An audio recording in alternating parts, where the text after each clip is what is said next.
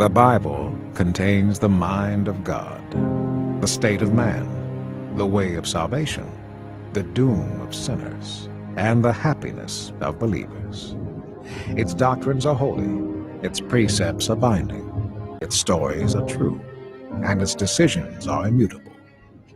Read it to be wise, believe it to be safe, and practice it to be holy.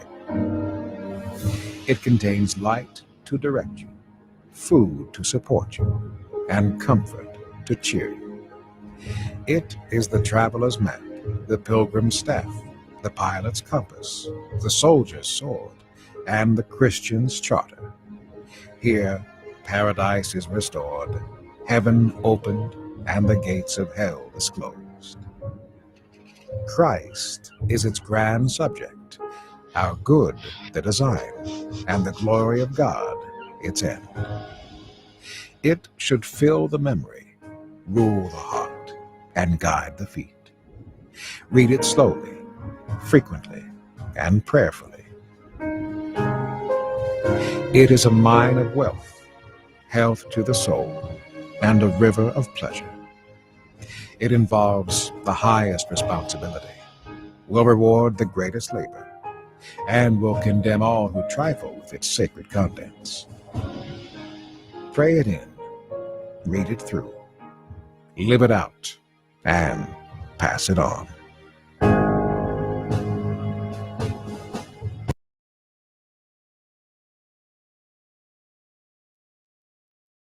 The books of Ezra and Nehemiah. In most modern Bibles, these books are separate, but that division happened long after it was written. It was originally a unified work written by a single author. The story is set after the Babylonians destroyed Jerusalem and its temple and took many of the people into exile. And this book picks up about 50 years later and tells the return of some Israelites to Jerusalem, and then what happened when they rebuilt the city and their lives there. Specifically, the book focuses on three key leaders who led the rebuilding efforts. You have Zerubbabel, then Ezra, and then Nehemiah. And the book's design focuses on the efforts of each leader. Zerubbabel leads a large group of people back to Jerusalem to rebuild the temple. Then, about 60 years later, Ezra arrives in Jerusalem to teach the Torah and rebuild the community. And then he's followed by Nehemiah, who leads the rebuilding of Jerusalem's walls. And these three stories are designed to be parallel. Each begins with the king of Persia, prompted by God to send the leader to Jerusalem, and he offers resources and support. And then each leader encounters opposition in their efforts, which they then overcome, but in a way that leads to a strange anticlimax in each of the three parts. Let's back up and see how it fits together. So the story begins with a decree from Cyrus, the king of Persia, and he's moved by God to allow the exiles to return to Jerusalem and rebuild the temple. And the author says this fulfills a promise made by the prophet Jeremiah that the exiles would one day return to Jerusalem. Now, this fulfillment should trigger our hopes in the many other prophetic promises that exile was not the end of the story. We have hope for a future messianic king from the line of David. We have hope for a rebuilt temple where God's presence will dwell with his people. Hope for God's kingdom to come over all the nations and bring his blessing, just like he promised Abraham. And so it's with all these hopes in mind that we read on into the story of Zerubbabel. His name means planted in Babylon. He represents the generation born in Babylonian captivity, and he leads a wave of Israelites returning to Jerusalem. After they settle there, they rebuild the altar for offering sacrifices and later the temple itself. The foundation laying ceremony and then the temple's final dedication, these are key moments. The past stories of the tabernacle and temple's dedication should be in our minds. This is when the fiery cloud of God's presence is supposed to descend. He's dwelling with his people, and it doesn't happen. And so while some people are happy about this new temple, the elders who had seen the previous temple of Solomon, they cry out in grief. It is nothing like their glorious past or their hopes for the future. And it's right here that we get the first story of opposition, and it's very odd. So the grandchildren of the Israelites who were not taken into exile, they had been living in Jerusalem all along, they come to offer help with the temple rebuilding. And Zerubbabel refuses. He says, "You have no part in our temple." And this, of course, generates a conflict, which Zerubbabel overcomes. But it's very strange because the prophets had envisioned that the tribes of Israel would all come together, along with all of the nations, to participate in the worship of the God of Israel when the kingdom finally comes. So this is an anticlimactic moment, to say the least. In the next section, we zoom forward about 60 years and we're introduced to Ezra. He's a leader among the exiled Israelites in Babylon, and he's a Torah scholar and a teacher. And so he gets appointed by Artaxerxes, king of Persia, to lead another wave of people back to Jerusalem. And Ezra wants to bring about spiritual and social renewal among the people. Our hopes are high. And again, we come to another anticlimactic moment in the story. Ezra learns that many of the exiled Israelites that had come back, they had married non-exiles who had been living around Jerusalem. Some of them were non-Israelites, and almost certainly some of them were. Ezra then appeals to the commands of the Torah, that Israel was supposed to be holy and separate from the ancient Canaanites. And he then says that the people living around Jerusalem are like the Canaanites. They're going to corrupt the exiles. So Ezra offers a prayer of repentance, and it's very heartfelt.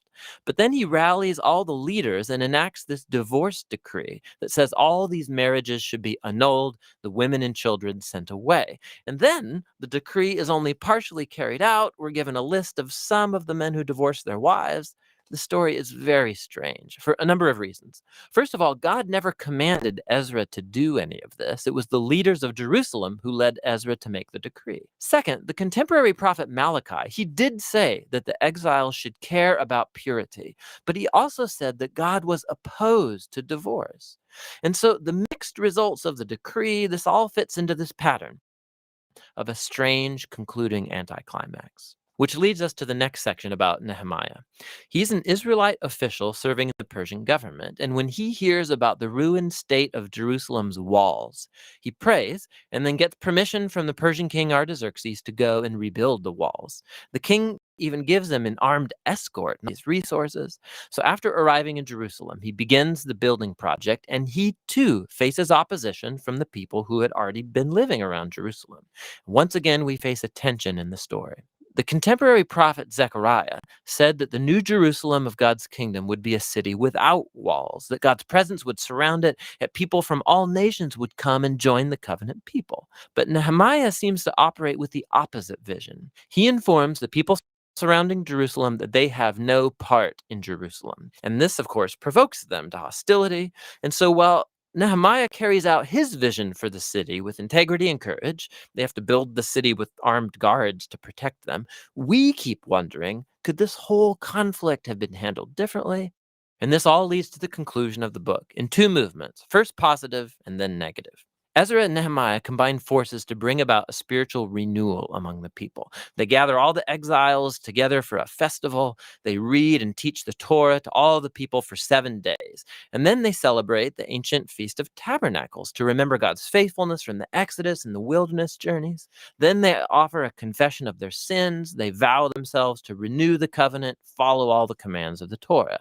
And they finish with a great celebration over the temple, the walls of Jerusalem. And we're thinking this could be the turning point, but it's not.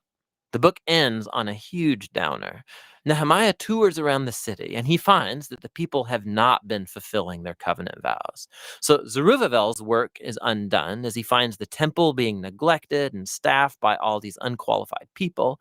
He then discovers that Ezra's work is being compromised. He finds everyone violating the Torah, people are working on the Sabbath, and even his own work on the walls is involved because people are setting up markets around the walls of Jerusalem and working on the Sabbath. So Nehemiah, he goes on a rampage. He's beating people up, he's pulling out their hair, and he's yelling, "Obey the commands of the Torah." And his final words are a prayer that God would remember him, that at least he tried, and the book ends. I mean, it's very strange, but we've been prepared for it, right? These anticlimactic moments have been woven into the book's design intentionally. And so it raises the question, what on earth does this book contribute to the storyline of the Bible? Well, remember, the book started by raising our hopes in the prophetic promises about the Messiah, the temple, the kingdom of God, and then none of it happens. So even though Israel is now back in the land, their spiritual state seems unchanged from before the exile. And while Ezra and Nehemiah, they do their best, but their political and social reforms among the people don't address the core issues of their heart.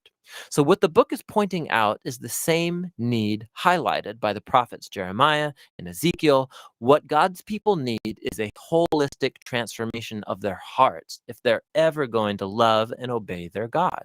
And so the book ends on a downer, yes, but it forces you to keep reading on into the wisdom and prophetic books to find out what is God going to do to fulfill his great covenant promises. But for now, that's the book of Ezra and Nehemiah.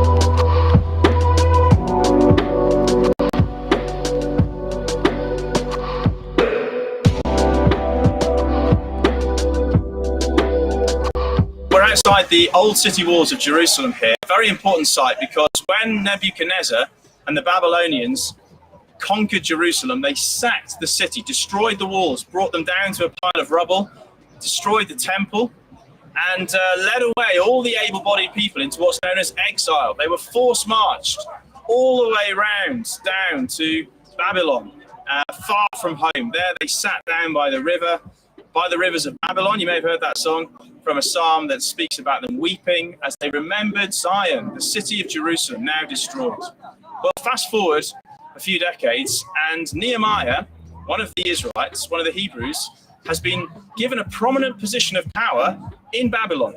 He hears that these walls are destroyed and he begins to weep. It says in the book of Nehemiah, as soon as I heard these words, I sat down and wept, and I fasted and prayed. And he asked God to help restore the walls. And God basically said, why don't you be the answer to that prayer?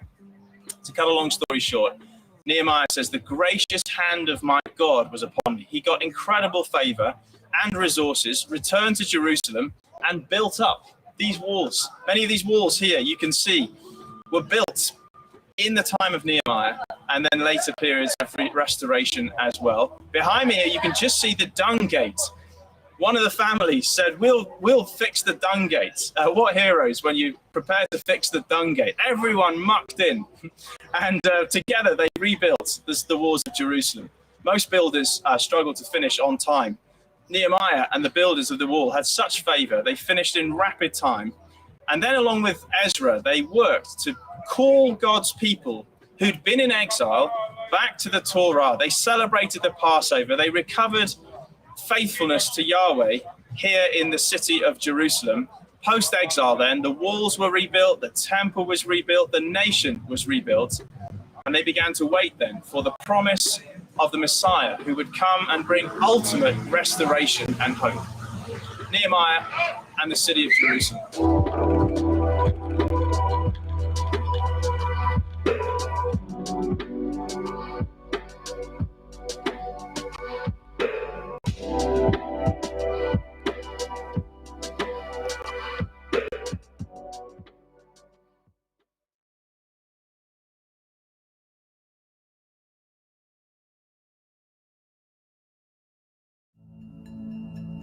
The people of Israel were exiles in the land of Persia. God punished them for their ongoing sin and disobedience and took away his protection from them.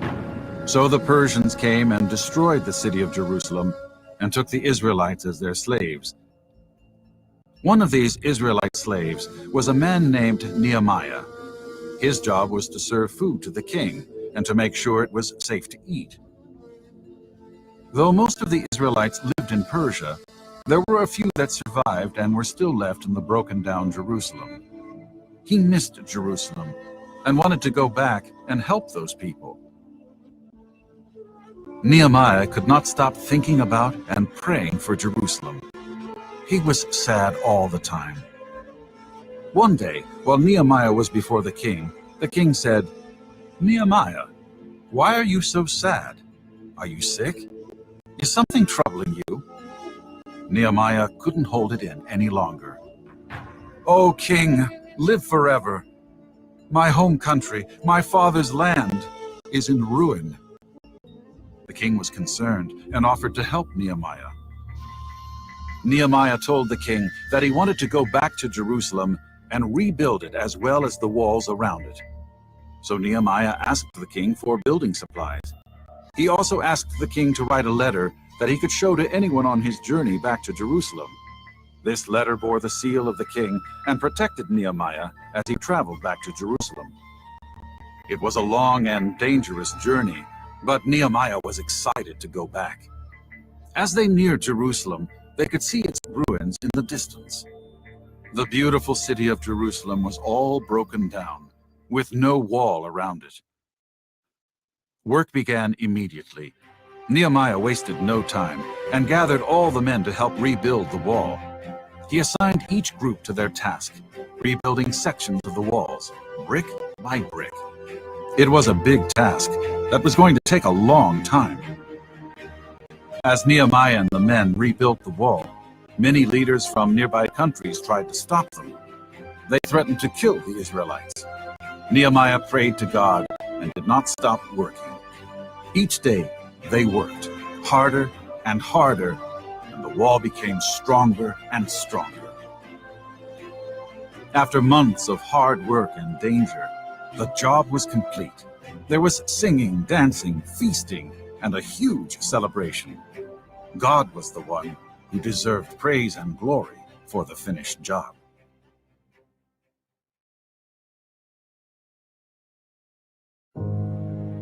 The Bible contains the mind of God, the state of man, the way of salvation, the doom of sinners, and the happiness of believers.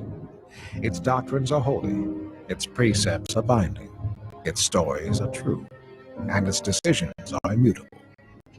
Read it to be wise, believe it to be safe, and practice it to be holy. It contains light to direct you, food to support you, and comfort to cheer you.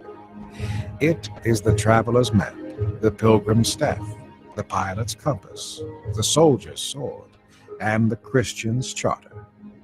Here, paradise is restored, heaven opened, and the gates of hell disclosed. Christ is its grand subject, our good the design, and the glory of God its end. It should fill the memory, rule the heart, and guide the feet. Read it slowly, frequently, and prayerfully. It is a mine of wealth, health to the soul, and a river of pleasure. It involves the highest responsibility, will reward the greatest labor, and will condemn all who trifle with its sacred contents. Pray it in, read it through, live it out, and pass it on.